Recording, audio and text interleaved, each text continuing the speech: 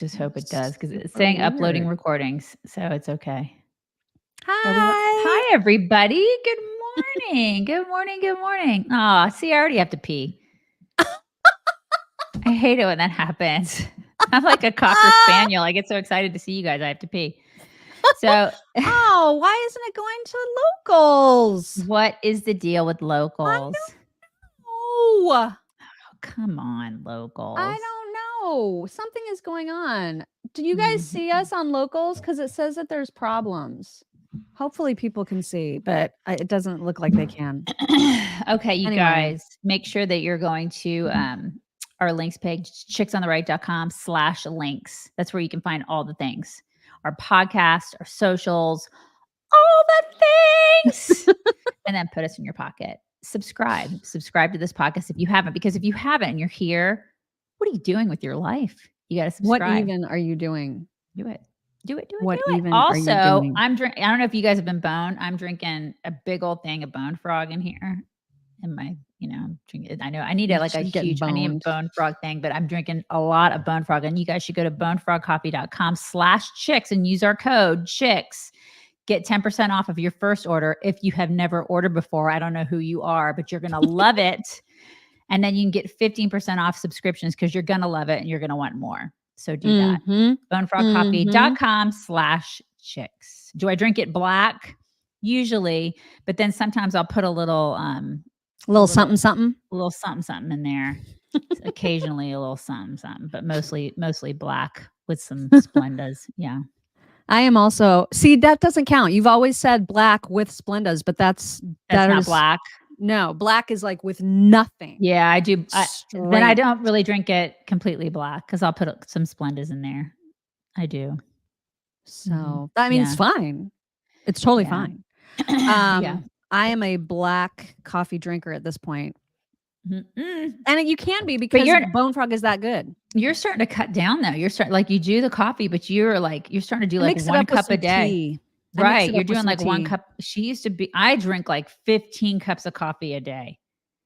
Yeah. She's like a 1 cup girl every day, which is very good. She's a good girl. I'm not so good. That's right. Somebody said if the coffee is good, you can drink it black. Yes. Kim Crowder, I know. See, locals. I don't know what's going on with locals.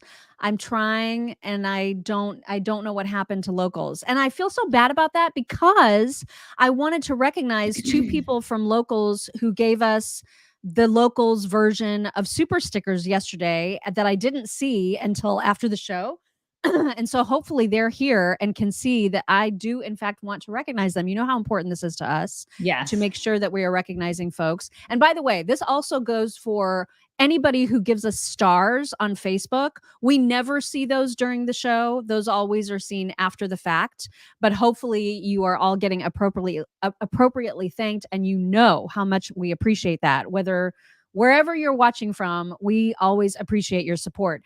But Becca T in SC yesterday sent us a tip and said Jen Psaki with her hard-hitting journalism after she had John Legend on. Yeah. She said, I miss the days when entertainers were not considered political masterminds. Amen. Our society idolizes these idiots, giving them power. Yeah, it's stupid.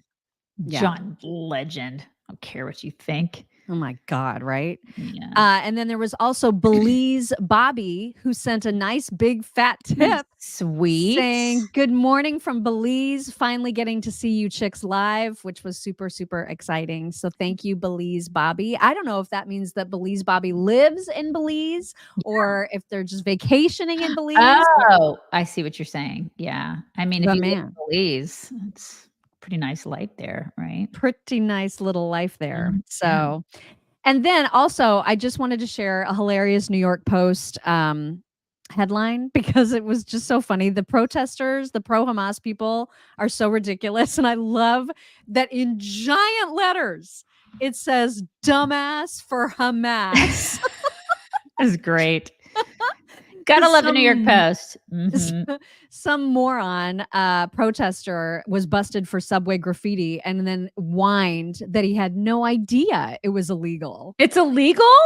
It's illegal to put up graffiti. Oh my God. To deface public property? Yes, you idiot. That's illegal. Oh my God. Yeah. What river? What sea? I don't know. Thumb up my butt. I like this headline, and I like it when people call them Hamas holes. Yeah, Hamas holes are great. Look, I like the little devil horns too. He's so scary, that guy.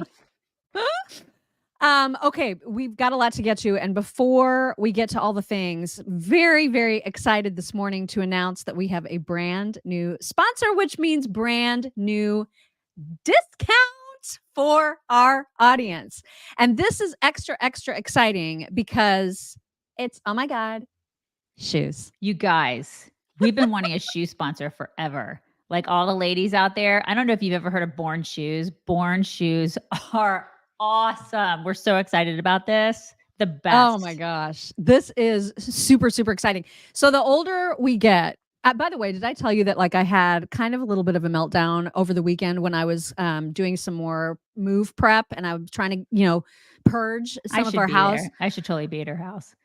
Oh my God, you so should. And I was so upset about like the shoes, especially because I got rid of so many heels because that's just not my world anymore. No. Oh my God. I did the same thing when I moved here. I had so many from corporate America. I used to wear 3-4-inch heels like every day to work. And I cannot even be in them for 2 hours now without wanting to die. And this is what's so exciting about having Born Shoes as a sponsor because we, even though we're not in the stilettos anymore, the older you get, the more that you want sensible shoes, right? But you also do not want to give up like fashionableness and like pretty shoes. Yeah, you want to be cute. Look at this, you guys. Okay, so what are yours called? These are the Sylvies. Okay, mine are the Saris. Mine are like denim. They're like a denim blue. Aren't they cute? I mean, these are so cute and so comfortable, you guys. That's the key. Yeah. That's the key. And I like these so much, as a matter of fact, because like, I don't know if you can see, they've got, where is it? They're cushy. Right, yeah. Where's that super cushy thing this right here, like that thing in your, like the arches. Right in your, somebody's asking about arches. Make sure that if you get them, like, cause I got the Sari, you got the, I can't remember the name of yours again. Sylvie. Yeah. Sari and Sylvie. If you want them size, they come in whole sizes. I wear an 8.5 normally. I got the 9 size up, always size up, and they fit like a glove. And they are just like the epitome of comfort, which is why their tagline is take comfort in Born Shoes. I like these so much that I'm thinking about getting another pair of this color. Look at this color. Oh my God, they're so cute. Yeah, is that not the cutest contrast? You guys, shoes, ladies, shoes. So excited, shoes. Oh my God. Oh my God. Shoes. Yeah. And so obviously, because they're a sponsor of ours, they're always going to take care of our audience. And that's why when you go to bornshoes.com and you use code CHICKS, you will save 15% and you will get free ground shipping on all full price shoes. So stock up because it is sandal season, ladies. And not to say they don't have men's shoes because they also do. They do. They do. And you should check those out. If you are looking for comfort without sacrificing beauty and style, Born Shoes is what you want. Bornshoes.com. Shoe sponsor. Yay. Shoe sponsor. Yay. We've been waiting and waiting and waiting. So, years. Yes. We're so excited. Jose, if you wear a 10.5, yes, you get an 11. That's get an 11. Right. Yes. Anyway, so that's super exciting. And so now let's get into some news because we have a lot of news. Unfortunately, as we all knew, this shouldn't be a surprise to anybody, but after the House, however long ago, impeached Mayorkas, we all know that then goes to the Senate for them to either convict or not convict. Well, none of us thought ever that Mayorkas would actually be convicted because the Senate is Democrat. And so it shouldn't be a surprise that didn't happen. However, it was a bit of a surprise that they just decided we're not even going to hear this case. That's never happened in the history of ever in Congress. And so the Senate was just like, we're just going to dismiss these outright without even listening to any of the evidence. And so that happened yesterday. But just to backtrack a little bit and remind everyone, not that you guys need reminding, but it's always kind of fun to remind how much of an a-hole Mayorkas is and how incapable he is of answering direct questions, how frustrating it is to be a person that is asking him questions. Let's just look back at this little moment between Representative Bishop, who was asking about Laken Riley's killer, and under what authority he was allowed to be in the country. And Mayorkas cannot answer. There's two reasons they're allowed to, continue to let somebody stay. Only two. And Mayorkas is the guy with the authority to choose between those two reasons. He could not answer which of those two reasons he chose. Check this out. Under your orders, the Department of Homeland Security paroled Venezuelan Jose Ibarra into the United States. He, of course, went on to a variety of crimes, culminating in beating a young woman to death in Georgia. The relevant statute grants you authority to parole aliens into the United States, quote, only on a case-by-case basis for urgent humanitarian reasons or significant public benefit, close quote. Which was it in Mr. Ibarra's case, humanitarian reasons or significant public benefit that you paroled him into the United States? Congressman, we abide by the law. We apply our parole processes in obeyance of the law. The public safety of the American people is our highest priority. You're so full of crap. I would be pleased to share case details with you on any case of concern to you subsequent to this hearing. I don't have the case details with me today. Well, I'm not really asking for detail. I'm only asking for one simple fact, which is, was it urgent humanitarian reasons or significant public benefit that under your orders, Mr. Ibarra was paroled into the United States? My answer remains the same, Congressman. So we found, which is nothing, which is useless. He's a useless human being, and he can't answer questions because I think he's doing this on purpose. He and Biden are doing all of this on purpose, period. It's unbelievable. God, can you imagine being her family? Oh my God. And just watching this happen. And the fact that they don't want to hear the case. Seriously? It's her life. Yeah. It's other people's lives that have been, think of all the damage this guy has done. And then they're like, yeah, we don't want to hear the case. Wow. Well, Lindsey Graham looked it up. But since Mayorkas obviously had a brain fade or just obviously did not want to answer that question, so Lindsey Graham helped him out.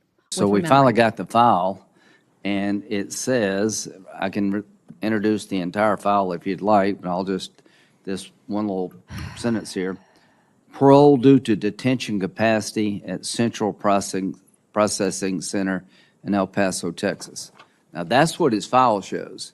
He wasn't paroled because he had a unique benefit to the country or they had a humanitarian need, as the law requires. He was paroled because of capacity problems. Yeah.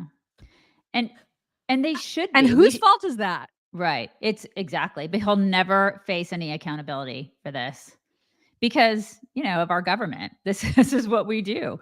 We always talk about rewarding bad behavior in the country. I swear our federal government is like, they're the ultimate when it comes to that. We just continue. That guy will get the biggest pension and we'll be paying it. Like, I know I'll be paying it the rest of my life. I hope you enjoy that, you schmuck. It just makes me so mad. Yeah, it does. It's insanity what we're doing. And we just continue to deal with it.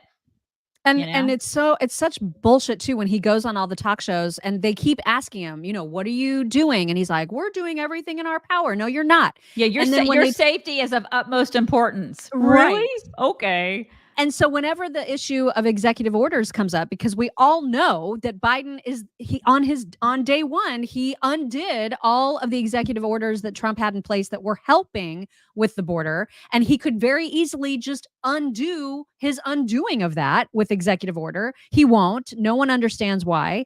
And so when Mayorkas is asked about that by the press, here's what he said. Problems. We cannot change a broken immigration system. Only Congress can. So there is no executive order? So you're pulling it off the table? Oh, no, not at all. We explore options every single day. That's the responsibility of good government. We are considering options. We have been throughout.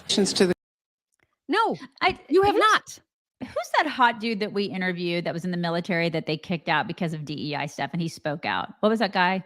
Who's that guy? Oh, yeah. He's hot, sweet blue eyes that it's like, I'm sorry. Anyways, we interviewed a guy that was in the military and they kicked him out because he had the audacity to say, hey, some weird DEI stuff's going on. I don't really like it. I'm going to say the truth out loud.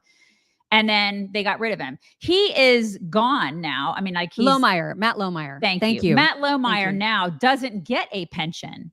He doesn't get a pension now, which is, it's I can't even believe that this guy who has served our country honorably, mind you, doesn't get a pension, but yet Mayorkas is going to. How is that even fair? Like, I don't get it. I don't understand. It doesn't make any sense. Right. So I would really like it. Like if nothing else comes of this, like maybe somebody on our side of the aisle could say, all right, well, let's see what we could do or pass some legislation to at least take his pension away. That would make me like even a smidge. I'd be relieved and happy about that. Can we do that? They will never, ever, ever do that. But so why? Don't get your hopes up. But why? If you can do it to a military person, why can't you do it to this jackhole? Why? They all look out for one another when it comes to their pay, when it comes to their pensions, when it comes to their benefits. Every single one of them, I don't care what side of the aisle they're on, they protect what they believe is their coming money to them. Their money. It's because that's what matters. The whole thing is so corrupt. It's all so corrupt at this point. And as we said, the Senate did not take up this case like they are supposed to hear it, to get presented with the evidence. Instead, they just outright dismissed both articles of impeachment against Mayorkas, and Senator McConnell had some things to say about that. Madam President, we've set a very unfortunate precedent here. This means that the Senate can ignore, in effect, the House's impeachment. Unbelievable. It doesn't make any difference whether our friends on the other side thought he should have been impeached or not. He was. And by doing what we just did, we have in effect ignored the directions of the House, which were to have a trial. We had no evidence, no procedure. This is a day that's not a proud day in the history of the Senate. And I feel like it's against the Constitution. Am I wrong about that? I feel like it's against the process that the Constitution has laid out. Right. So again, Democrats are anti-Constitution. What side do you want to be on? Yeah, surprise. God. Curio 23, thank you. He says only have one mug of coffee. The mug holds 72 ounces. Yes. The way to do it. And Teresa Raimundo, thank you. Teresa says, good government. That guy wouldn't know good government if it spat in his face. God, he's just insufferable. Oh my God. It is so infuriating, and even more infuriating as you are about to see in just a moment, as soon as we remind you about. Oh my gosh. Is that our taxpayer money is going to stuff when it comes to the illegals. We already know we're spending a ton of money on the illegals. Wait until you see this video. It will enrage you even further, I'm sorry to say. But as I said, first we have to remind everybody about our great, great friends at Coat Defense. Coat Defense. This is the product. This is their preventative powder, which is actually also a treatment powder. If your dog has scaly, itchy skin, if you're noticing redness, if you're noticing a lot of scratching between toe beans or maybe like on the ears or even just anywhere else on their little bodies or their big bodies, depending on the dog. I have big body you've dogs. You've got the big body dogs. Coat Defense is the bomb. And they have a whole line of products for dogs, for cats, for horses, even for people. And this will save you lots and lots of money at the vet's office, because so many people, myself included, like when I've noticed one of my dogs having an issue, particularly Maisie, with her ears, we used to take her to the vet and like she was constantly treated with Apoquel, and then vets always want to put you on Apoquel long term. I don't know if you guys have noticed this, because it's a moneymaker. Right. It's easy money for them. And so much of the time your dogs do not need that. And so before you get bogged down with like a forever long prescription of Apoquel, just try this product, which is super non-toxic, super safe, and super effective for dogs when it comes to their skin issues and their ear issues. Plus, they have the other line of stuff like the shampoos, which are great, the balms for dry noses and toe beans. Their products are amazing. And you can get a 15% off discount when you go to coatdefense.com and use promo code CHICKS. That's coatdefense.com. Okay, so the illegals that are hanging out in New York City, I think this guy in particular is from Russia, as a matter of fact, and he was asked about his ability to travel. So there might be folks in our audience who have always wanted to visit some of America's great big cities. You're raising your hand. I bet there's a lot of other people raising their hands. It'd be great to do that. It's expensive to travel. It's very expensive to go outside of the country, to like go inside the travel, within the country, within the states. It's expensive to travel, period. Yeah, a lot of people, it's out of their reach to travel, even domestically. Well, if you're an illegal, it's not a problem. We've got you covered. We have got you covered. Unbelievable what's happening. They give me a ticket for free to Chicago. I fly tomorrow. For free? For free. Why are you going to Chicago? I try to find any work because I'm homeless immigrant from Russian Federation. Yo, my name is Mark Miriam. You're from Russia? Yeah. Who gave you the ticket to go to Chicago?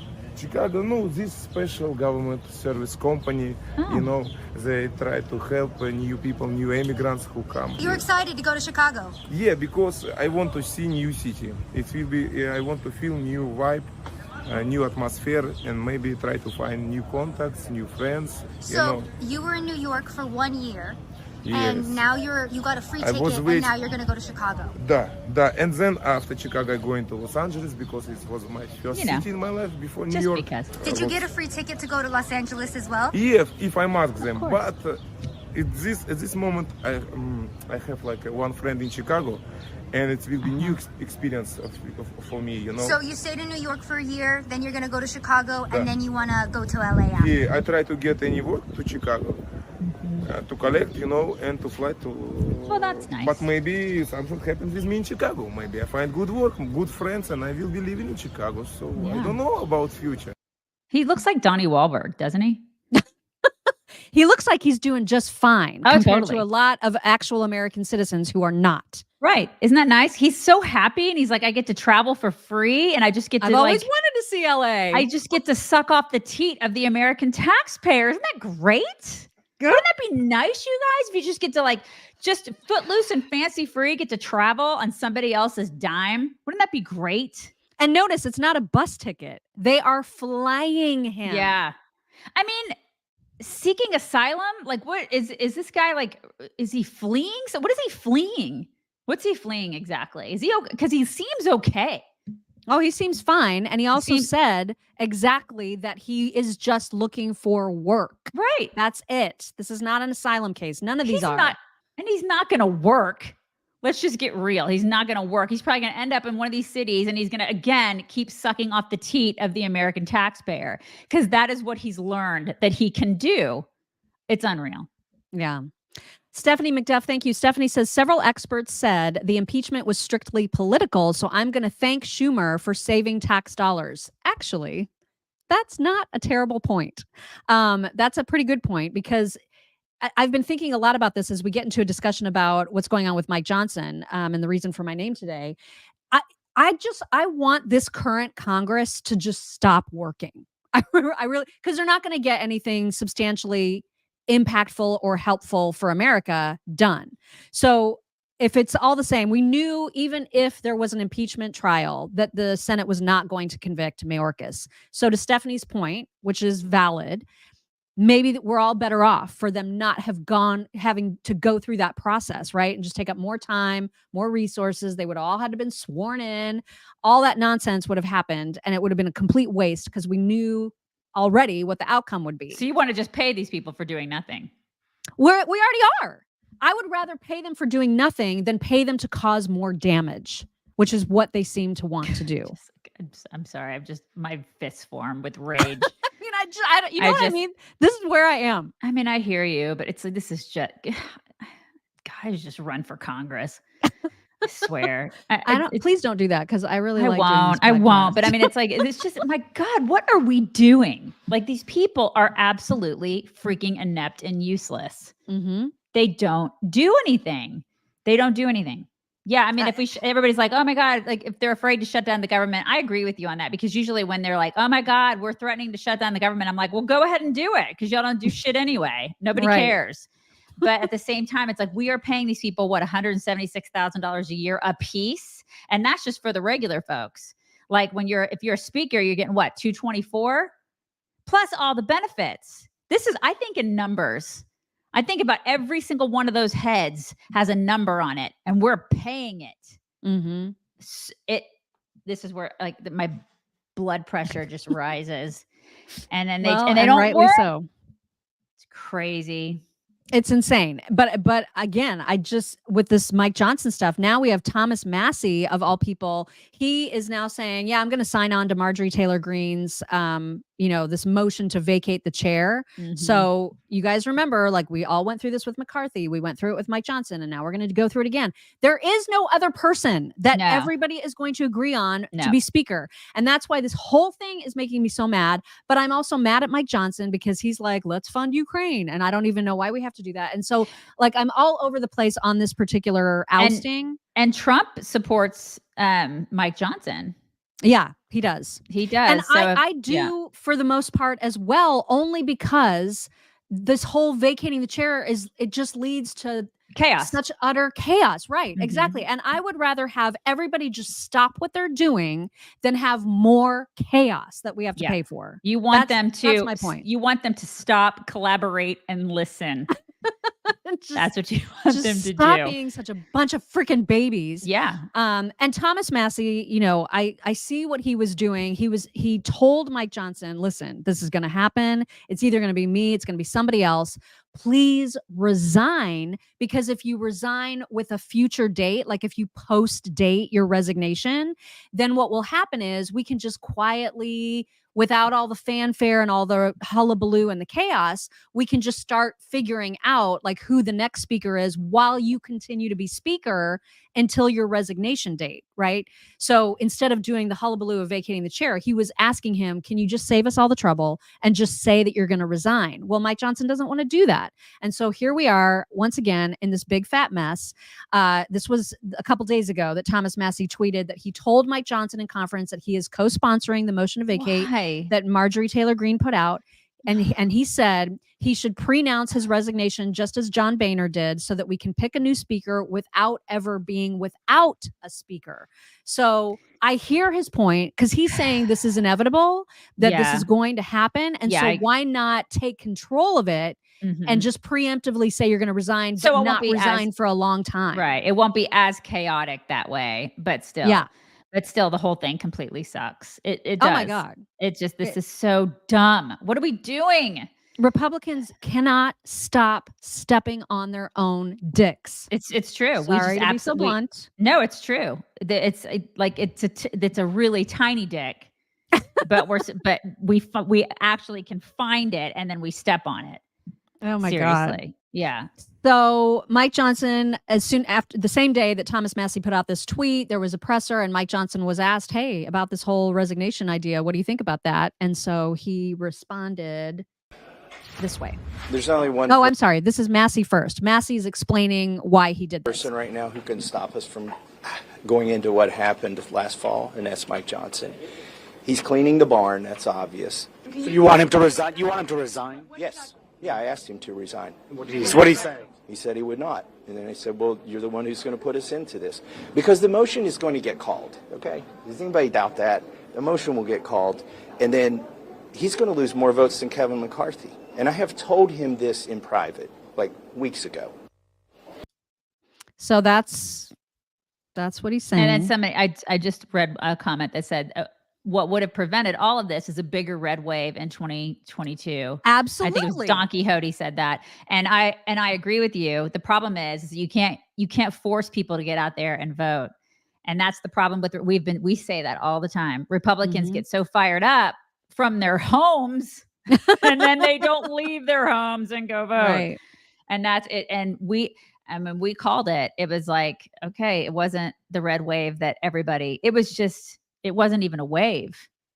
It was just maybe like a little tiny, like, oh, there it is. It wasn't a wave at all. So we have to overwhelm. It's just, we're not doing that. We're not engaged. So many people on our side of the aisle are not engaged, and then they're not active when it comes to getting out there and voting. And so that does concern me for this year. It concerns It should. It absolutely should. I mean, especially because right now the polls sort of seem to put Trump ahead of Biden. Do not believe that, you guys. No. There's going to be so much cheating. And again, the only way to overcome it is to overwhelm it. Right. And so you got to show up, man. Right. You have to show up. So anyway, here's Mike Johnson responding to Thomas Massie's request. Mr. Speaker, what is your response to Republicans who say this move should cost you your job and that if you don't resign, they will try to oust you? I am not resigning, and it is, in my view, an absurd notion that someone would bring a vacate motion when we are simply here trying to do our jobs. It is not helpful to the cause. It is not helpful to the country. It does not help the House Republicans advance our agenda, which is in the best interest of the American people here, a secure border, sound governance, and it's not helpful to the unity that we have in the body. Do you have unity though? Because that's the whole problem. Right. There isn't unity. That's right. There is not. And once again, when Marjorie Taylor Greene, puts forward this motion, they all do this like, oh, I'm going to get all the sound bites, right? I'm getting all this attention and I'm holding to my beliefs. And there is no plan ever. And that's the biggest problem. Ben Shapiro also pointed that out, saying there are those in the Republican caucus who are fine with operating from the minority, thus throw wrenches into the works consistently in order to maximize their own exposure. Those who are now pushing a motion to vacate against Johnson fall into this category. If they're going to oust him the way they ousted McCarthy, they ought to at least be able to name one single serious alternative who isn't Hakeem Jeffries, and they can't. Yeah, somebody who everybody can rally around.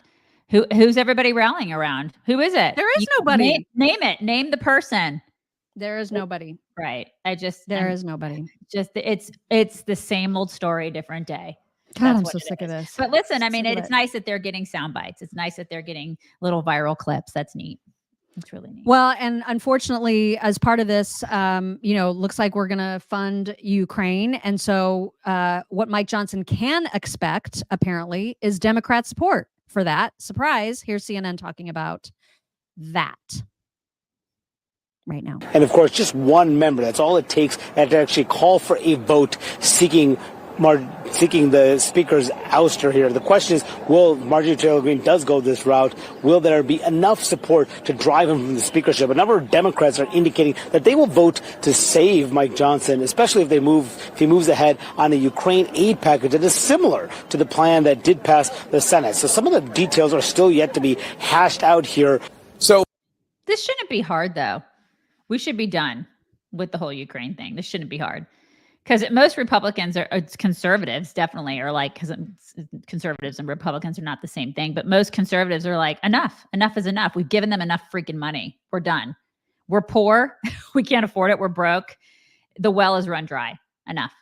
So, but I think that part of this package, and I don't know if you can split it out, but obviously everybody on the Democrat side is in support of that. So that will likely pass, which means another, I think, 90 billion, 95 billion. It's insane. It's insanity. And so many of us are so disillusioned by this.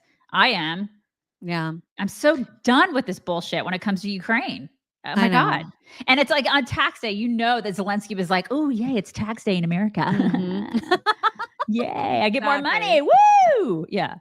So Jake Tapper had Mike Johnson on to ask him, why are you having so much trouble? What's going on here? And here was Mike's answer. I guess one of the things that some of these Republicans are upset about is that they also want border security to be attached to that. Yes. Now, you're going to put forward a border security bill, although I don't think it's been released yet. Yeah. But answer their question as to why it's not part of this. This is very simple. I'm operating with the smallest margin in U.S. history. I have a 1-vote margin, Jake. So in order to get something into this underlying package, we have to have the votes on the floor to pass a rule. That's how the process works here. The rule allows for the substantive bill to be put on the floor. I don't have all my Republicans who agree on that rule, and that means the only way to get a rule on the floor is that it requires a couple of Democrats. Well, they're not for the border security. That's not their policy. Some of these folks like open borders. That's It's what their votes show and indicate. And so we don't have a way, I literally don't have the numbers, I don't have a way to merge it together. So we're running two separate packages. The border security measure is an absolutely critical one. It has changes for reinstating remain in Mexico, ending catch and release, the asylum reform, the parole reform, even rebuilding the wall. Those are key priorities that would keep America safe. The Republican Party, the House Republicans, have been using that, working on it every day, this Congress, every single day, and we'll continue to, and that's our priority, and I think it shows the contrast between our side and the other side. So, I mean, why on earth would border security come first in America? Why? Why would that come first? It's crazy talk. I'm just so exhausted by I'm exhausted. I know I'm exhausted by all it all too. of this. This should just be common sense across the board. Republicans and Democrats should want to keep Americans safe first. Why is this an issue? Why are we even like squabbling about this? It's such crazy talk. You should want, that is your job as the American government, is to keep Americans safe first. I'm sorry, but screw Ukraine. And screw everybody else. And if that's mean, I don't care. Your job, we pay you to make sure that we are safe first. And they don't give a crap about the American people. They just don't. And we're not safe. No. And so all this tax money that we pay in to be safe, we're not safe. Did I even mention the 911 hullabaloo that happened? Did I mention that at the top of the show? No. I don't think I did. I think I was just telling you didn't. about it. You didn't. You guys, in like a whole bunch of places last night or sometime yesterday, 3 hours, it was 3 hours that 911 was not available to people. And when I say people, I'm talking the entire city of Las Vegas, the entire state of South Dakota, areas of Nebraska, and Texas. areas of Texas had no 911. Okay. And they restored it without explaining what was wrong after 3 hours. Some of these police departments were posting on Twitter saying, hey, here's the number you need to call as a backup to 911. Yeah. If you're in an emergency, are you looking at Twitter to find out how you should contact the? Yeah. If you're in an emergency, if somebody's trying to kill you, you're in an emergency situation, you're in a domestic dispute, I'm going to be like, yeah, let me get on Twitter. Let me get on Twitter and figure that out. We don't, there's suspected cyber attacks. We don't know exactly, but the fact that happened in so many different areas at the same time, that our tax money should be covering that kind of infrastructure before Ukraine. That's what it should go to. Absolutely, it should be. And people need to rise up and start filing lawsuits. I mean, I listen. I'm anti-litigious, but lately I've become so litigious because I feel like that's the only way we can get things done. It's like we need to start saying enough is enough.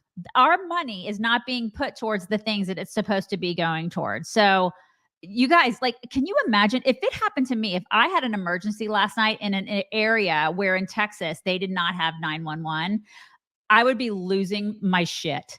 I'd be losing it because I'd be like, okay, but you guys are going to give 90 billion more to Ukraine. And then you didn't make sure that my family was safe in this particular situation. If something, God forbid, if people lost their lives because of that. I'm sure they did. There's no way 3 hours and that many people were affected. In an entire state of South Dakota, the entire state was down. You can't tell me that people weren't affected by that.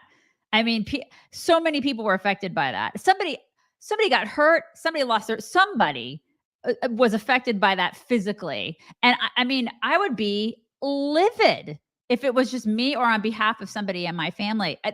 People need to rise up and say, enough is enough. They should have a backup plan. That's where our money should be going towards. I know it's like people will say, well, that was a mistake. It could have been a cyber attack. I don't care. That's not my problem. Your problem is to make sure that you keep all of us safe. So have a backup plan. What is your disaster recovery plan? Don't you guys have those in place? Because you should. We give you crap tons of money. Figure it out.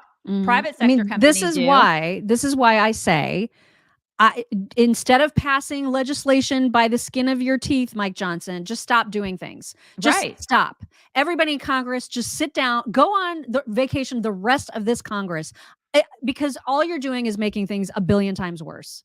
I'm serious. Yeah. I would rather pay them to stay home than to continue to make everything worse and to spend more. Of our money. I think that's the key, Mock, is that it's not that they're doing things, they're spending more money. That's what I'm saying. It's like, yeah, they're just They're just going shopping with our money is what they're doing. And they're spending it in places they don't need to spend it in. This all makes me like super exhausted. And when I feel exhausted and I need more energy, do you know what I do? I take this. Her transitions, man. They're so good. I take Field of Greens. If you don't know what this is, I was total skeptic, okay, about green powders because I am not particularly fond of my veggies. I know I should be.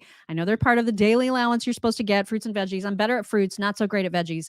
And when I thought green powder, I'm supposed to drink some green powder in some water. No, thank you. I'm not going to drink like a glass of broccoli. Okay. That sounds vile. Well, then I tried it and I was like, wait just a minute. This tastes like a wild blueberry drink. And I love blueberries. Okay. And this is just one of the flavors. Field of Greens, you take not 8 ounces. You take 1 scoop for every 8 ounces of water. You shake that up. You make yourself a frozen smoothie out of it. You do whatever you want. Yeah. But I'm telling you, it is delicious. And that is coming from someone who is very skeptical when I first heard about Field of Greens. And now I am a Field of Greens proponent because not only are they a sponsor of the show, but they stand behind the ingredients, the organic ingredients of their product, and you will feel a difference. You will feel more energy. So when you feel exhausted by Congress, grab yourself a cup of some Field of Greens because this is, oh my gosh, it's so, so good. And of course, you get a 15% discount on your first order and free rush shipping when you go to fogchicks.com. That's Field of Greens, fogchicks.com. And don't forget to use code CHICKS to make sure to get that discount. Yeah. We have so many thank yous. Oh my gosh. Do we? Okay. Okay, let's make sure. Dana McDuff says, drain the damn swamp, right? I mean, just you once gotta and vote, for all, guys. Yeah, it's all, but that's, it is in our hands, and we've got to do that ourselves. Mm-hmm. Yeah. Alexandra, thank you. Alexandra says, if it weren't for my grandfather escaping communism, I wouldn't ever be a free American. It makes my blood boil that these politicians are bringing communism to America by allowing so many illegals in. Mm-hmm. Yeah, it should make your blood boil. Douche Elias, thank you. Douche says it was a douche wave versus a red wave. It was okay. All right. Gotcha. Yep. Karen Dedrick, thank you. Karen says in 2022, 350,000 registered Republicans did not vote in Arizona. Mm-hmm. This is the thing. No excuses. And people will say it's cheating, which listen, I get they're really good at that, but we cannot blame it all on cheating when people do not show up. Mm-hmm. Because they get complacent. People are always like, well, since they cheat, my vote isn't worth anything. Exactly. God, it makes me so mad when I hear God. that. We hear it here. So, if we hear it here, you guys are totally engaged, then it's going to be a widespread notion. Yeah. So do not put that message out into the world. Mm-mm. Just go and do the thing that you're supposed to do. Right. Pam Johnson, thank you. Pam says Reagan's 11th commandment, practice it, Republicans. Yeah. Is that do not speak ill of a fellow Republican or something like that? I don't know if that relates to the Mike Johnson thing. I'm going to speak ill of some Republicans right now because all of them are wasting our time. Every last person, all of them. I can't deal with any of them. I need Field of Greens. Andrea Viola, thank you. Andrea says Matt Gaetz for speaker or me. I would shut it down. I think Mock needs to add some vodka to her Field of Greens. Ooh, that sounds like a good idea. Some wild blueberry and vodka. That probably, I feel like that would counterbalance the nutrition aspect. I don't think so. It's fine. It's fine. It's fine. Douche Elias again says excuse makers are not leaders. Mm-hmm. Indeed. Stacky77, thank you. Stacky says, let's send all congressmen and women to Ukraine in lieu of money. That would save billions. I love that idea. Yeah. Love it. And Andrea Viola, again, thank you. She says, I went into lockdown a liberal, came out a conservative, and now I am an anarchist. Government like immigration is a failed experiment. It is time to end it. I mean, government in its current form is just filled with corruption. That's the problem. Well, corruption, and they're always like, we're here to help. They're not there to help. They just want more and more power. And it's become so bloated and big and impossible to contain. Yeah. Sometimes I think that it's too far gone. You know, I feel very helpless sometimes about it, but we have to do the best we can, try to get it's all about the voting, you guys. It's all about being active and being engaged and getting out there and voting. Unfortunately, that is our only power. That's it. That's all if you're just going to sit home and not exercise your only power, you are the problem. Getting involved at your polls, getting involved locally. I think that's a huge part of it too. And everybody can do that. And we've heard of people doing that in our group here, in our community, which is fantastic. You know? Yep. Biden telling a new tale. 3 times with 3 separate, very small, I might add, audiences. Biden is telling a new story about his uncle, who he claims, or he implied in these 3 stories, was eaten by cannibals. I'm not making this up. We'll let him tell the story. This is one of the 3 times that he told it yesterday. Called him Uncle Bozy. He was shot down. He was in the Army Air Corps before there was an Air Force. He flew single-engine planes, reconnaissance flights over New Guinea. He had volunteered because someone couldn't make it. He got shot down in an area where there were a lot of cannibals in New Guinea at the time.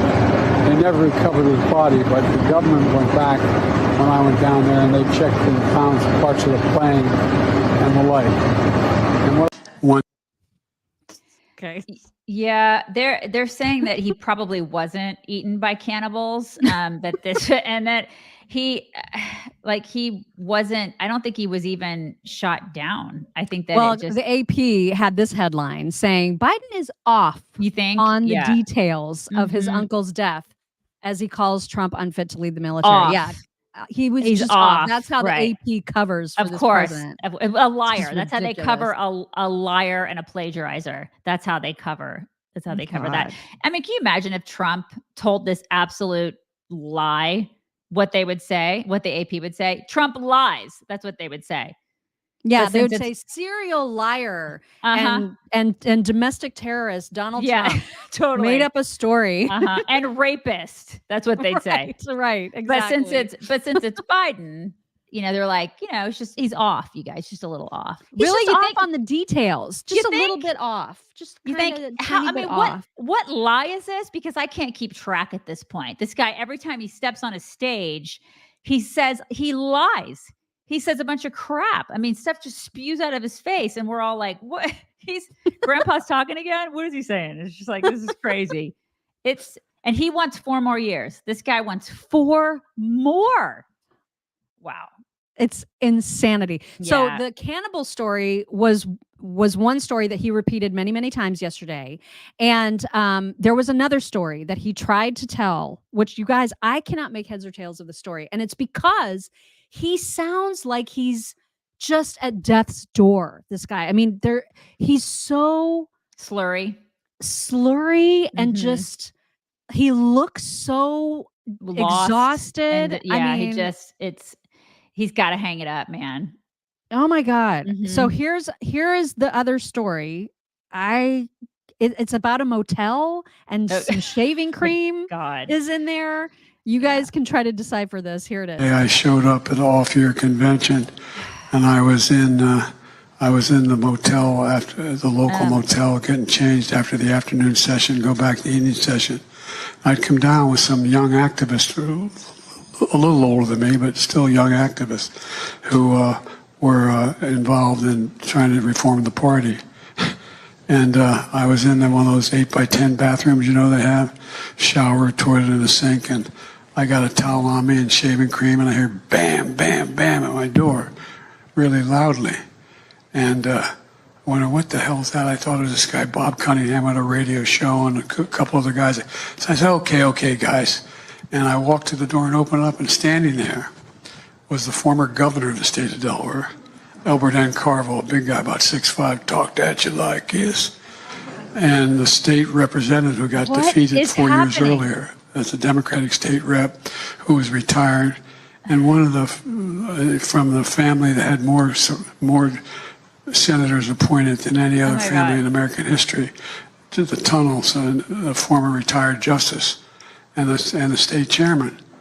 And they said, I'm standing in a towel and shaving cream on my face. So what was the point of that? What was the point of that? It's like when you visit your grandparents in the nursing home and they're just talking and talking and talking. And seriously, just, okay, here's some more pudding. Like they just tell stories and then they tell different stories and they tell like the same story over and over and over again, but like maybe with some twists. He's at that point. He's basically in the nursing home. He is in a taxpayer funded nursing home, which is the White House. That's where he's at. And then he just tells stories and everybody just apologizes for him and they give him some cue cards once in a while. And basically Obama's running the country. That's what's happening. Oh my God. Well, and do you remember, was it last week where there was that couple of great videos actually that went around of Trump's visit to was it Chick-fil-A that he? Yeah, it was a Chick-fil-A. Mm-hmm. And the reception was so amazing. And people were so excited to see him. And it was like this amazing thing. And the videos were phenomenal. Well, Biden tried to recreate that magic at a convenience store, like a bodega. gas station. Yeah. No, not a bodega. This was like one of those big convenience-y stores where you can also get sandwiches, like a Quickie Mart thing. Yes. Like something like that. Yeah. And he was expecting, I think, the same kind of reception. The video, it's like 2.5 minutes. You can see it on Twitter. I mean, it's everywhere right now. But the video of that, people could not care less that he is there. And of course, there's a huge entourage that has to accompany him. Yeah. And he's going in there and he's like trying to smile at kids and no one cares. I mean, even the people behind the counter getting together, they hate him. The sandwiches that he's buying for construction workers or whatever, they are just like, they're polite and, they smile for pictures, but it is not the same as the kind of love that Trump gets. Yeah. Cause he's made everything suck, especially for those people. Especially for working people. I mean, unless you're a celebrity, your life sucks.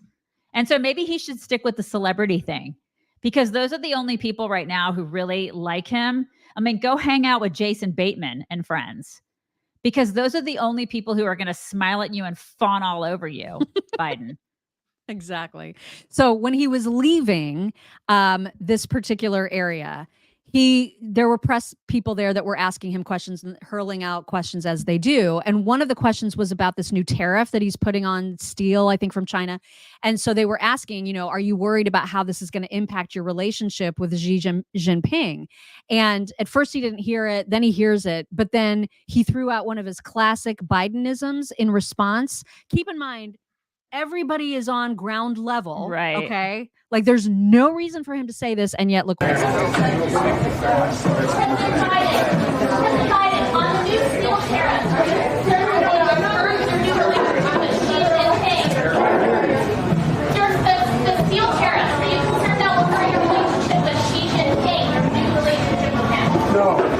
Why? Don't jump. What is he saying? I swear. Yes. Yesterday on Instagram, there was was it yesterday? Yeah, 23 hours ago on Instagram. He put this post out. It says, our administration has protected more than like a bunch of acres of land and waters and blah, blah, blah, conserving land and water. And he put this post out where he's like on a cliff. And I almost put, don't jump. But I was afraid. Would have been the appropriate time to say that. But I kind of didn't mean it. So I didn't want to put that. I don't lie, I mean, what in the world? So they say, why don't you think that this will affect your relationship with the Chinese president? And his answer is to say, don't jump. Mm-hmm. Oh my God. Yeah. He's not well. Right. He hasn't been well for years. He hasn't been well. And the only time that he appears well is when they like hop him up on amphetamines for a State of the Union or whatever. Yeah. Yeah. God, it's unreal. This man is, how is anybody supporting him? I can't. I don't get it. Do not get it. Well, and then it's TDS. That's how they support him because they're like the alternative is voting for the guy that I just have such severe TDS for. Mm-hmm. And they just won't do it. So they're going to dig their heels in and say, oh, but he's great. It's great. Everything's great. Everything's great, you guys. That's why. And meanwhile, of course, there's Comer who is desperately still trying to investigate Hunter, investigate the whole crime family. And he and Raskin got into it yesterday about the difference between Biden's business and Trump's business. And I love how impatient Comer got with Raskin. It was just so perfect. Check this out. I'll tell you this. If you believe that it would have been illegal for Joe Biden to take $5 million from Ukraine, it certainly would have been. What do you think about Donald Trump taking more than $5 million from the Chinese government while he was president? Well, we know that Donald Trump had a legitimate business that he talked about and he campaigned on. The legitimate business was the White House. What business? He sold the White House. Give me a break. He was What business was the Biden? What business were the Bidens in? Well, what business did Joe Biden's family own? What business were they in? Did they have hotels? Did they have a social media company? Did they have golf courses? Did they have casinos? Did they have office buildings? Mr. Chairman. What business? Yeah. Yes. Did we ever get an answer for that? No. He didn't answer that. He couldn't answer it. That's right. Because they had none of those things. It's Right. so funny that they say that Donald Trump used the White House to become successful. WTF? Even if you hate the guy, you cannot say that with a straight face. Right. He lost money when he became president. And he never took a salary.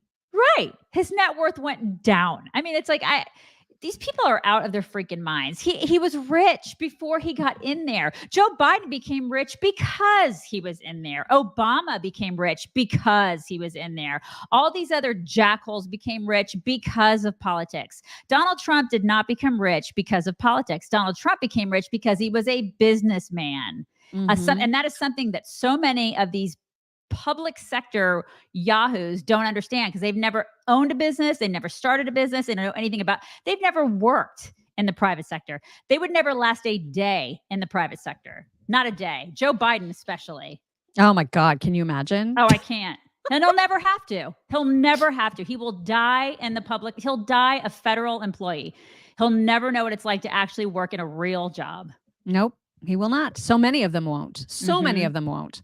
And then meanwhile, inexplicably, they're still trying to promote this Russian tie that Donald Trump and Putin are like BFFs and they're in bed together. And this is constantly their narrative. Democrats have nothing. So they are constantly trying to push this narrative. And now Nancy Pelosi has a new way of describing what she believes to be the Putin-Trump friendship. Here it is. Because he's palsy-walsy for some reason with Putin. I'm sorry. I'm going to say this every day. She is from a now caricature. On. She is just a caricature of a human being. She's not real, right? Palsy-walsy, you guys. They're so palsy-walsy. I mean, it's like so much. It's like tic-toc-toe. Tic-toc-toe. She's just. Oh my God. She's like that weird aunt, you know? You're just like palsy-walsy. Palsy-walsy. I cannot get enough of that. Stop. Please stop. Alexander, thank you. Alexander says, please vote, everyone. When my grandparents were teenagers, former Yugoslavia was taken over by the Germans. America can only head in that direction if you don't vote. That is why they escaped. I know we're heading there. Screaming it. We're already heading there. And we talked about that yesterday, how we're becoming a third world country based on the people that are starting to come in here and say that they hate this place. It's like, what do you expect? C Noons, thank you. C Noons says, fine young cannibals. He sang with them. No joke. Don't jump. Karen Elliott, thank you. Karen says, sick of Biden's stolen valor by association with family members. It is gross. He did not serve that tool bag. Yeah, he is a tool bag.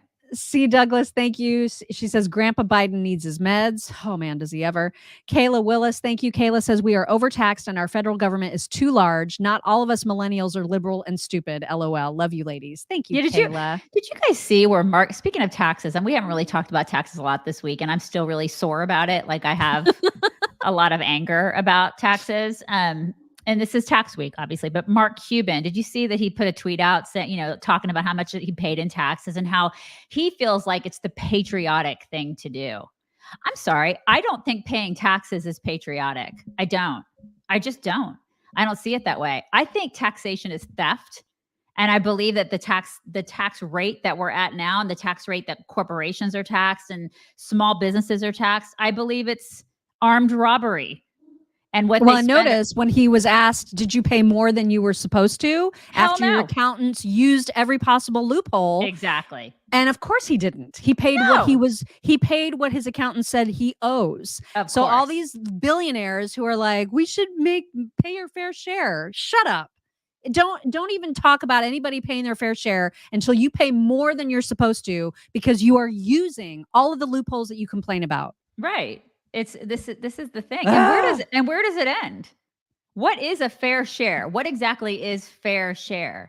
40%? Well, don't ask Bernie, because Bernie's like 90%. What do you gotta? But why? But I mean, like, is 40% fair? Is 50% fair? Is 80% fair? I mean, this is the thing. They'll stop at nothing. They want to take all of it. They want you to have nothing and like yours and like it. Yeah. Michelle Enterline, thank you. Michelle says they're supposed representatives, not our leaders. They work for us. They are not leading us. We need to stop calling them leaders. That's a great point. Great point. And Lori Weens, thank you. Lori says, I have to turn down the volume when clips of Biden are played because it's just so pathetic to listen to and watch. Yeah, sorry. But I got to show them. Sorry. It's part of our job. Let's move on to some Trump news. The jury selection process has been a bit of a nightmare. Jesse Waters had some reporting about some of the jurors who ended up not getting selected. Here he is. Trump's legal team was given the names of potential jurors, and after Googling them, discovered there were undercover activists trying to sneak onto the jury. Oh, my God. One juror couldn't recall any anti-Trump feeling. But when the defense showed him the receipts, he admitted he'd posted on social media, quote, Donald Trump should be locked up. Perfect. Another juror said he didn't remember posting anything bad about Trump. And then when shown the evidence, conceded to posting a picture that says, quote, Trump invites Thai boys to the White House. Thai boys request to return to cage. Those two radical liberals got caught lying to the court and were almost seated on the jury. This is what Trump has to deal with. Yeah, it's going to be fair. It's going to be super fair. These people are mental. They have mental illness. Seriously. I mean, liberalism is a mental disorder. If you didn't know that already, like, just there you go. Like they would want to do that on purpose, with purpose, that just nail this guy. Like, I don't hate anybody that much, and I hate some people, but I don't hate anybody that much where I would want to give up my time during my day to do that, to ruin somebody's life like that. Do you? Because that's a sickness, you know? Oh yeah, it's a sickness. I mean, but what else do they have to do, right? They're getting paid by George Soros funded organizations to do exactly what they're doing. Wow. This is their job. This is their actual job. God, and if that's your job and you can look at yourself in the mirror every night before you go to bed and think that is an okay way to live your life, and then meet your maker one day and go, yeah, I did good in life. I'm sorry for you. Yeah. Like, sorry about your life. Wow. I know. Brian Brumley, thank you. Brian says, nuke the swamp. That's a little excessive, Brian. A little bit. But I mean, I think he's saying that in a metaphorical sense. Yes, I'm sure he is. Yes. Bill Barr, has been not very pleased with Trump. They are not fans of one another anymore. But Bill Barr was asked about what he's going to do in this election, and here's what he said. The presumptive nominee, we assume he will be the nominee. Will you support him in 2024? Well, I've said all along, given two bad choices, I think it's my duty to pick the person I think would do the least harm to the country. And in my mind, that's I will vote the Republican ticket. I will support the Republican ticket. I think the real danger to the country, the real danger to democracy, as I say, is the progressive agenda. And while Trump, and I said Trump may be playing Russian roulette, but continuation of the Biden administration is national suicide, in my opinion. He's not wrong. He is not wrong. He's not wrong. He looks like a boxer. Like the dog? Yeah. He is pretty surly. He has, doesn't he remind you? Because I had a boxer. Her name was Tess LaRue, and he kind of reminds me of, like, he has that essence of a boxer, where they're kind of. I can totally see that. And they always look like they have RBF, but they don't. I mean, they're usually They can be happy dogs, but they look like they just don't. They can't look happy ever. Yeah, and he's kind of like that, where he just doesn't ever look happy. Our friend Dana Spain just sent us a Venmo and said follow up to yesterday because remember she was in the elevator with Kirby. Okay, so here's the follow up. Daisy is right. John Kirby is a very small man. I knew it. But small, and that's saying something since I am 5'2" in my construction boots. P.S. Squatters got a new court date, so balls for me. Sending all the prayers and balls to her. God. I knew Kirby was small. I bet Kirby is really amazing. tiny. He's probably got those tiny hands. You know? Do you have your tiny hands? I gotta know. I gotta look up his height because now I gotta know. He's got to be like 5. I bet he's like 5'4" at the. He's 5'8". He's 5'8". Okay, well that's he's not. Wait a minute. No, that's like a baseball player. That's a whole different John Kirby. I don't know that anybody has publicized. He probably doesn't want people to know. And if you find out, then somebody will come in a black helicopter and take care of you because he probably is that short that they don't want you to know how short he is. This is the thing. Well, there's one site that shows that it is him, and they show him as a height of 1.82 meters. I don't know how to do that. We're not gonna. Yeah, I can't. Feet. That's 5'9". 5'9". Okay, well that's not as short as I thought, but I feel it's pretty like short. It's pretty short. It's pretty short, you guys. Yeah. I mean, it's, my husband is like between 5'8" and 5'9". He shrank after some back surgeries. Yeah. But I like short guys because I am a short person and I don't like to look. Well, you're tiny. You're very tiny. So he's taller than you. Right. You're tiny. All right. Back to our videos. This is Representative Bergman talking about the cost of parts for the military that we're spending. And I was utterly blown away by this. And then you had a fight with your husband about it that we need to hear. We need to hear about this. Big fight. But you guys, I'm sorry. There is no amount of validating or justifying or nothing is going to make this okay to me. Mr. Secretary, is a bag of bushings. This bag of bushings stamped out by machinists. Don't need a high school diploma. It's not anything high tech about this. All of this bag is compliant with the FAA specifications. How much do you think the Air Force pays for this bag of bushings? I don't know, Congressman. $90,000. This is a $90,000 bag of bushings that you need for any jet turbine engine just to operate.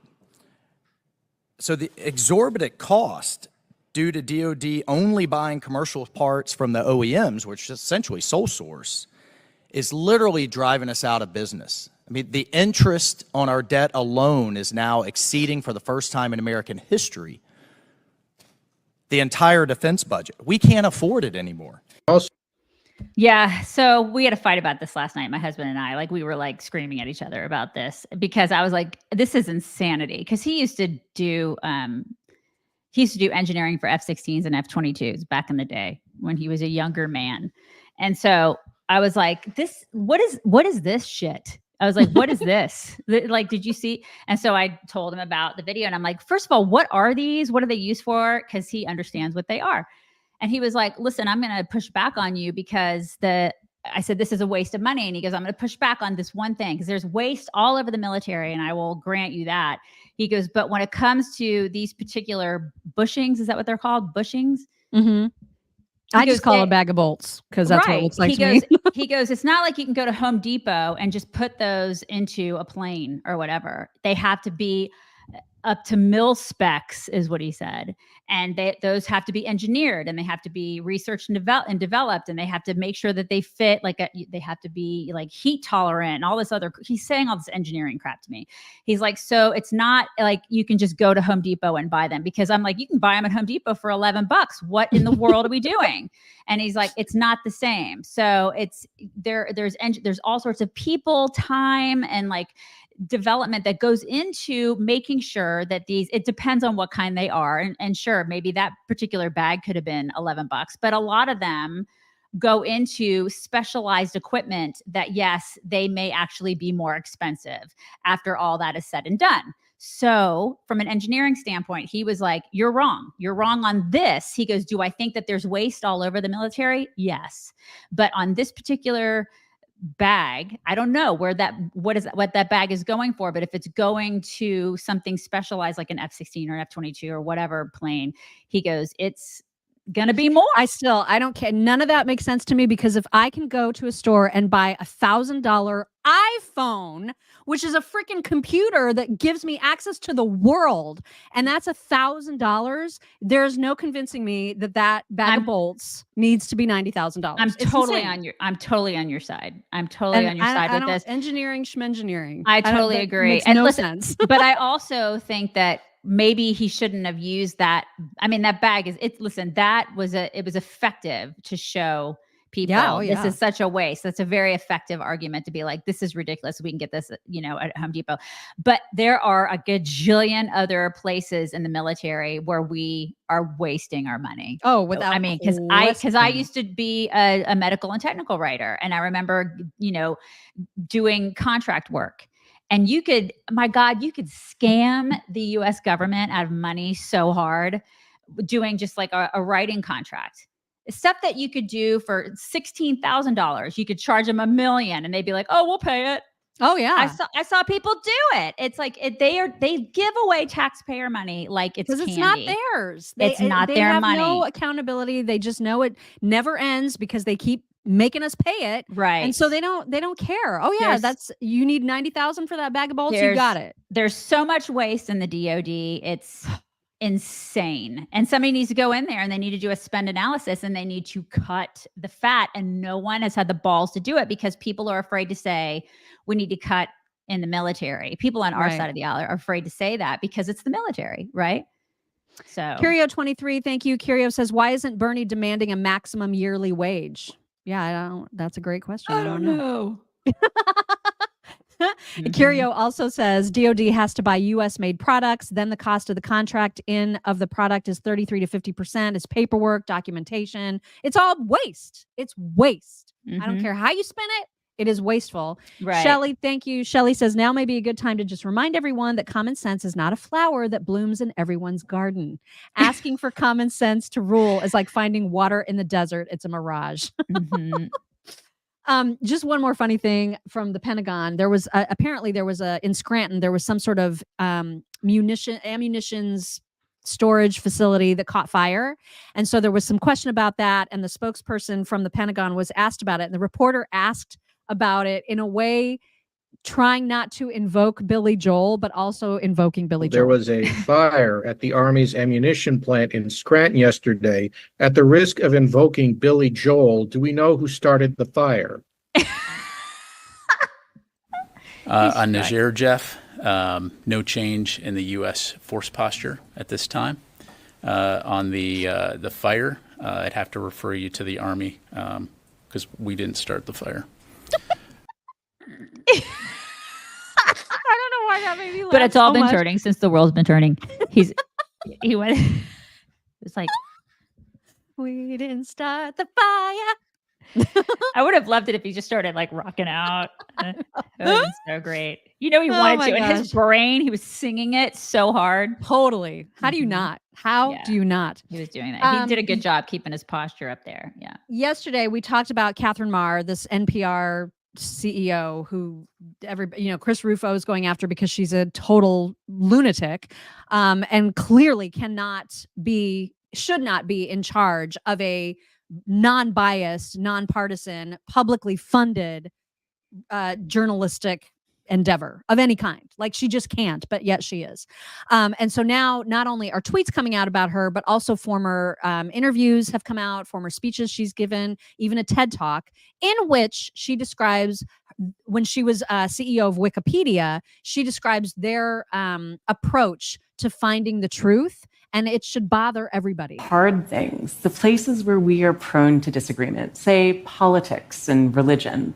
Well, as it turns out, not only does Wikipedia's model work there, it actually works really well. Because in our normal lives, these contentious conversations tend to erupt over disagreement about what the truth actually is. But the people who write these articles, they're not focused on the truth. They're focused on something else, which is the best of what we can know right now.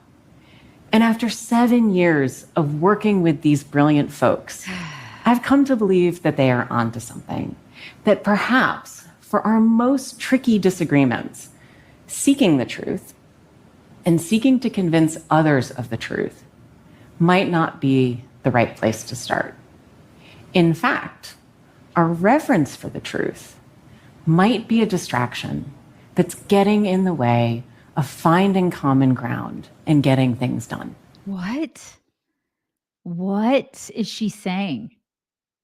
She is saying the truth is getting in the way. It's getting in the way of getting things done. And we have to just deal with what we best know in the moment. Just what we know in the moment, which is so crazy because when you think about all the information that was censored that turned out to be true, this is a problem approach right here. Yeah. And a Jeep guy said it. Wikipedia is commie. You're absolutely right. Wikipedia is. We're living proof of that. Wikipedia actually has a bunch of liberal weirdos working there and they shut us down. We had a really great, spread on Wikipedia that somebody wrote for us. And we're no longer there because they were like, well, you're not relevant. We're going to shut you down because we're conservative. They said that we're not notable enough to be on Wikipedia. Because we're not. That's a bunch of bull crap. It's because we're conservative and that is a liberal platform. Well, it's not that though, because there's plenty of conservatives on Wikipedia. But they didn't like us. For whatever reason. We were an easy target to be able to shut down. And so they were able to do it because they can. And so where they can find easy targets to shut down, they can do it. And they shut us down. So that's how that went down. It's a bunch of freaking commies there. She also seems to think that the First Amendment is just kind of a huge pain, like really gets in the way of her work. Yeah. The number one challenge here that we see and is, of course, the First Amendment in the United States is a fairly robust protection of rights, and it's such a problem. So she hates the First Amendment and she hates the truth. And they're just problematic. And we're funding this broad. Yep, that's great.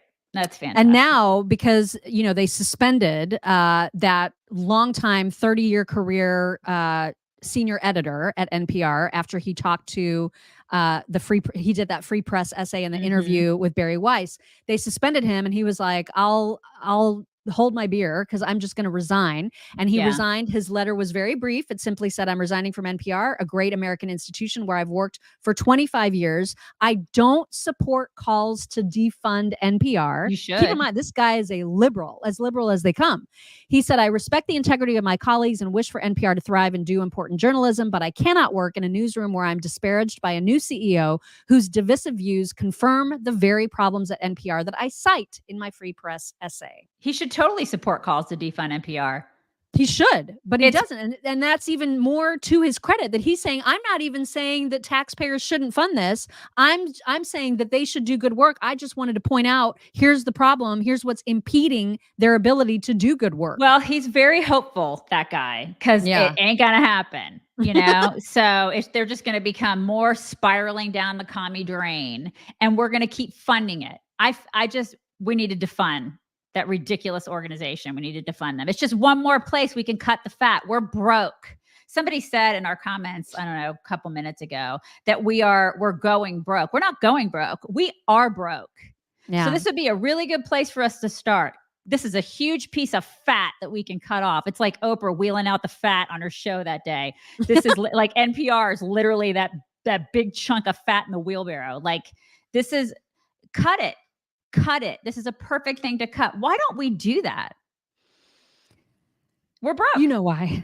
You know why. We're broke. I mean, I don't care about NPR. Do you guys care about NPR? I don't. Like this, Planned Parenthood, cut it. Cut all these things. Useless. Curio23 also says truth is subjective. Facts rule the day. Truth isn't subjective, though. There is one truth. People may have different perspectives about that truth. Exactly. But it's still, there is just the one truth. So I don't entirely agree with that statement.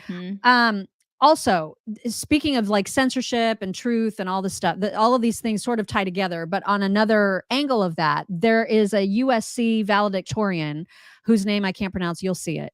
But she has basically been told, you no longer get to give a speech because we've seen your social media and you are basically psychotic. You're a terrorist, kind of a essentially. terrorist. Yeah.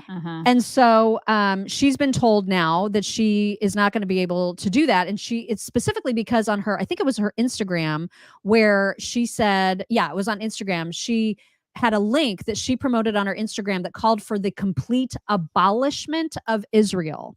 And so Abby Phillip had her on CNN to ask her about that. And because now, they've canceled her speech. And so Abby wanted to know, hey, do you really mean that you want to completely abolish Israel? She had some trouble answering that question. A lot of trouble, as a matter of fact. And here it is. One of the items in this post calls for the complete abolishment of Israel. Is that a position that you endorse? If you're asking me if I stand for human rights, if you're asking me if I stand for equality and unequivocal and unconditional right to life for all people, including Palestinians, then I'm not apologetic. I believe in what I believe, and it is because of the people around me that I've met at USC, the classes that I've taken, the professors that I have learned from, that have led me to look at the world in this way. And, interesting. It's unfortunate that, human rights is controversial. The reason I'm asking is because that's what the link said. It called for the complete abolishment of Israel. Abolishment of Israel was in the actual language. Is that something that you endorse? So the abolishment of the state of Israel, I'd like to clarify, is the abolishment of an apartheid system. It inherently is a system that subjugates Palestinians as dehumanized, and it subjugates Palestinian life as not worth the same as other human life. So when the link says... is that a yes then? I think a yes or a no would be an injustice to the issue. And I think that any sort of ideological debate or any sort of academic discourse is worth clarification and worth discussion. No. A yes would just verify that you're a freaking terrorist. That's what it would do. And you don't want to do that. It's like easier for you to like hide behind your keyboard. I mean, the fact is she promoted that post. So that is what she believes. Absolutely. She's just feeling like, oh, maybe I shouldn't say that out loud. Well, it's too late. Everybody knows. It is too late. It's interesting too how, she's basically calling for genocide and then screaming, oh my God, these people want genocide. Again, with the liberal projection. Right? It's like, it's crazy to me. Listen, I'm glad that it was CNN, right? I'm glad that CNN chick called her out and asked the question. It's an easy yes or no question. And for somebody who's supposed to be valedictorian, do you not have listening comprehension skills? Answer the damn question. You're really not that smart. I did appreciate that she had openly admitted that it was the professors and the people at her school who taught her to think this way. Yeah. Thank you for confirming what we all know. Exactly. It was a good confirmation, but I'm sure she went in with some thoughts on her own and then they kind of helped it. They helped solidify that, I guess it's another school. Don't send your kids to USC. Yeah. Google also having some trouble with these whack jobs. There were, almost 30 of these crazy pro-Hamas people decided to, across different Google headquarters, they decided to host a sit-in to protest there's some new program that does something with Israel. And so they're super mad about it. And they decided to just kind of take over some of the senior executive offices. And it looked like this. Google, you can't hide. Google, you can't hide. We charge you with genocide. We charge you with genocide. No, Google, you can't hide. No, Google, you can't hide. And they work there. Genocide. You are funding genocide. Sundar, you can't hide. Sundar, you can't hide. And they found out. Yeah. I mean, they took paychecks from Google and they got fired. But still, yeah, but can you imagine what a bunch of ungrateful little brats They're everywhere, though. It's not just Google. It's everywhere. And I actually applaud Google for firing them. Too. Oh, well, I hope to God they would fire them. My God, it's like biting the hand that feeds you. And I hope that other companies, other tech companies know these people's names and they don't get hired. Yeah. Seriously, what a bunch of complete lunatics. And the masks? What's up with the masks? God. It's just such nonsense. All of these people have been so brainwashed. And who was the chick in the back? Incredible. She was like from Rugrats. What was that? She's got to be in her 20s working at Google. What is that? Elise Stefanik, also on a tear. They had the Columbia president and some of their senior executive team in front of it to testify about how they're treating their Jewish students, how they're protecting their Jewish students. And apparently there is a super radical, psychotic terrorist professor who's the chairman of some group on campus. They tried to tell Congress that the guy is no longer chairman. He is. That was a lie. And so either they don't know what's going on at their own university or they just flat out lied to Congress. And Elise Stefanik did what Elise Stefanik does. And she started shooting the questions out. And here's what that looked like. She's really good when she's on like this. Yeah, she is. She's super good. So you said in front of Congress under oath that I said I am not sure. He was removed. Well, I'll tell you what, he's still listed on chair. Let me ask the Board of Trustees, is that acceptable that he's chair of this committee? Should he be removed today? Ms. Shipman. Congresswoman, you've put your finger on one of the hardest issues we as board chairs face right now. I think you can see our systems, from the videos you played, everything you're talking about, our systems of rules and enforcement are broken. They're broken. We have worked tirelessly. My question to you, Ms. Shipman, and I'm the one asking the questions here as a United States member of Congress, is do you believe that he should be removed as chair? Because currently he's listed as chair on Columbia University's website. I don't believe any professor at Columbia should say anything like what our professors have to be held to a higher standard than our students.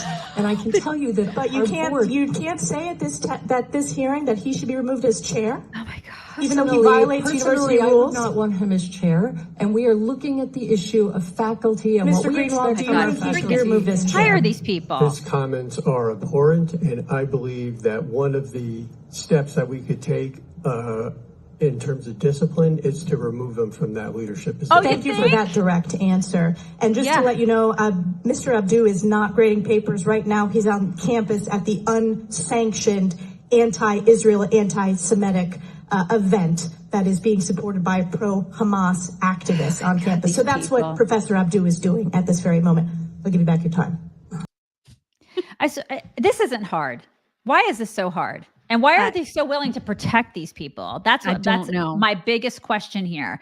If you protect these people, then you're part and parcel to it. Like screw you. Mm-hmm. You know?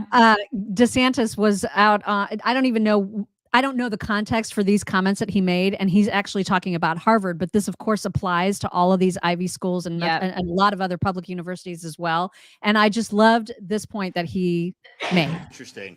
I've heard it said that if you counted up all the communists left over in Eastern Europe, there's more communists on the Harvard faculty than all of Eastern Europe because they lived through it. And so no one's a communist anymore. He's not wrong. He's not wrong. He's not at all. Not. Mm-hmm. I have that last grouping of videos I told you about that's so fun that has like Marianne Williamson and like a whole bunch of other stories, but you're the one that has the time crunch today. So what do you want to do? I do have a time crunch. I got it. Yeah, maybe we should save it for tomorrow. Okay. Is that okay? All right. Yeah, it's fine. Yeah, I'm sorry, you guys. Fun stuff. And we want to have time for the double Ds and some talks so that we send people away feeling good, right? Let's do that. Okay, so first, Bo Mama 8, thank you. Bo Mama 8 says masks are to hide their identity because they are cowards. They're also employees there, though. It's not like they're not going to know who they are. You know what I mean? Yeah, exactly. A mask is going to hide that much. Right. Come on. Lori Mazamero, thank you. Lori says it occurred to me that they wear the mask because they learned from what happened to the kids from Harvard. I mean, they can try, but listen, people are going to be able to find them. Yeah. I mean, and Google, people talk, especially in those industries, they talk. They'll be able to find out who those kids are. Absolutely. And I hope they do. All right, it is time for some My Pillow Toks, and your DD is going to kick us off. Okay, this is just something I want to do. This is an artist. I thought it was really cool. It's like an anti-gravity machine, and I don't know where this guy performs, but it's just really neat. And I sent it to Mock, and I'm like, I want to do this. I think this would be really cool. And I said, of course, I showed this to my husband, and he made fun of me for wanting to do it. Mine would too. Mine totally would too. This is Bastion. He's attempting to defy gravity. But isn't that the coolest? God, it looks so much fun. I want to do that, you guys. I just want to do it. I don't know the name of the guy, but I know he's like I think he's in Europe somewhere. They just said it. They said it at the beginning. Yeah. Bastion something. Bastion Douse. Variations in our gravity. I mean, look at that. It'd be so fun. Moving along the way. Oh, I want to do that so bad. You're weightless. God, that's so cool. Isn't it cool? So cool. Yeah, I think love it's really that. Mm-hmm. I would do it. I would totally do it. It'd be fun. Yesterday, we talked about how Biden's trying to bring up like what the female basketball players make compared to the NBA players and how like lopsided it is because the NBA actually makes money, right? And the female equivalent does not. And so Spencer, one of our digital folks, sent us this, and I thought this was a great share. WNBA players wants the same rev split that the men get. What's the headline? It says, we're not asking to get paid what the men get paid. We're asking to get paid the same percentage of revenue shared. Oh my God. Okay, which seems fair. We did a little bit of research on this. There's 12 players on a team. There's 12 total teams, so 144 total players. The WNBA league loses $12 million a year. So if you divide 12 million by the 144 players, each player owes $83,000. Oh my God, that's you probably should like stay in your lane when it comes to math. Maybe just don't. Maybe just like be happy with what you get and then STFU. You know what I mean? Exactly. Wow. So as our dogs age, sometimes you need to provide accommodations for them to do the things that they used to be able to do on their own. For example, climbing up into bed, right? And even our Ella, I bought her some stairs to try to get into our bed. She didn't like stairs. And so now she just sort of expects to be helped into bed. Like I have to pick her up. You have to pick her up. I have to do that. So another person tried getting stairs for their bed, and it also was kind of a massive fail.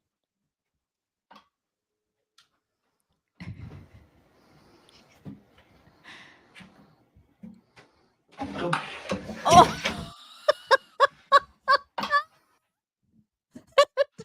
Not go well. That is not how I thought that would go. It did not go well, you guys. The way I thought it was gonna go.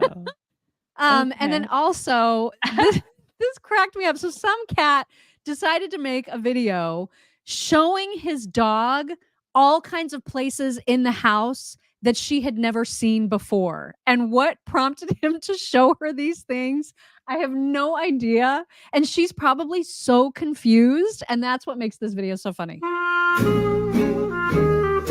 going to mute it because you don't need music. But she's just like, okay, there's the top shelf of the fridge. Wi-Fi password. She's like, thanks. What in the... Why? I don't...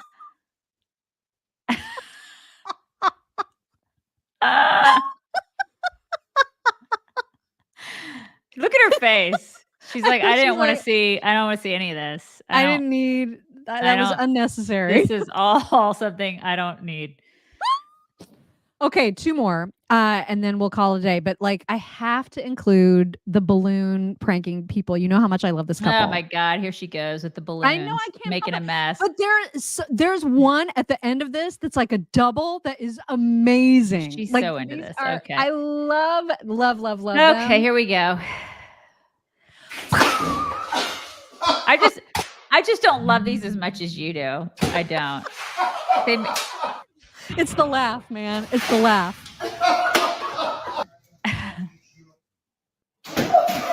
She knew that one was coming. Oh. That one was awesome. That one was pretty good.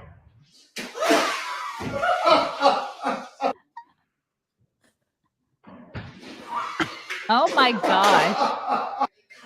she has all this laundry in the basket. She's gonna have to redo all that laundry. That would piss me off, you guys.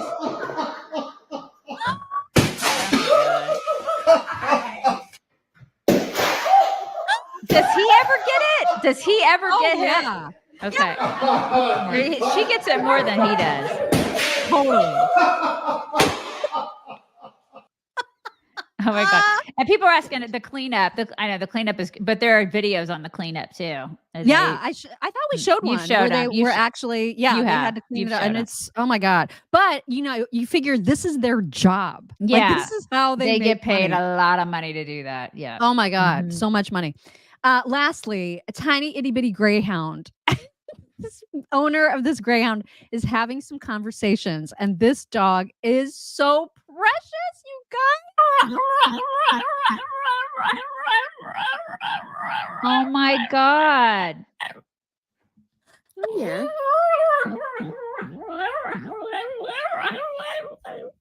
You want to tell me more? What kind of dog is that? Italian greyhound. Italian greyhound. Okay. So Oh, yeah. I just love that little creature. I need a tiny dog. I think I need a little one to like fit in with you all need the an orange giant dogs. cat. You need a tiny dog. I need a cat. I need a tiny dog. You need a kangaroo. I don't need a kangaroo. I don't need one of those at all. So many things. All right, you guys, we're going to bring it in.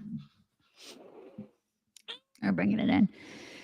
You guys, sorry, we're ending at the hour and 35-minute mark today. I have an appointment. So we will definitely catch up and do some more fun stuff tomorrow. You guys have a wonderful Thursday. We will talk to you tomorrow. Bye, everybody.